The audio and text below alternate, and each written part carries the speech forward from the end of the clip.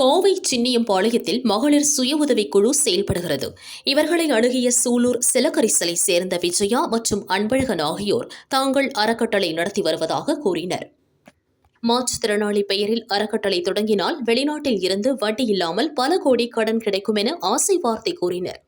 அதற்காக குழு உறுப்பினர்கள் தலா 5 லட்சம் ரூபாய் டெபாசிட் கட்ட வேண்டும் என்றனர். இவர்களது பேச்சை நம்பிய மகளிர் சுய உதவிக் குழுவை சேர்ந்த இருவர் கடந்த வாரம் தலா 5 லட்சம் ரூபாயை விஜயா மற்றும் அன்பழகனிடம் கொடுத்தனர். பணத்தை பெற்றுக்கொண்ட தம்பதி மறுநாள் ஒரு பெட்டியுடன் அப்பெண்களை சந்தித்தனர். இந்த பெட்டியில் உங்களுக்கு கொடுக்க வேண்டிய ரூபாய் 6 கோடியே 75 லட்சம் இருக்கிறது, இருவரும் சமமாக பிரித்து எடுத்துக் கொள்ளுங்கள் என கூறி சென்றனர்.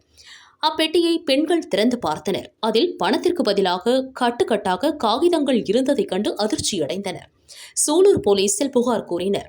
விசாரணை நடத்திய போலீசார் பட்டணம் பகுதியில் பதுங்கியிருந்த அன்பழகனை கைது செய்தனர். தலைமறைவான விஜயாவை தேடுகின்றனர்.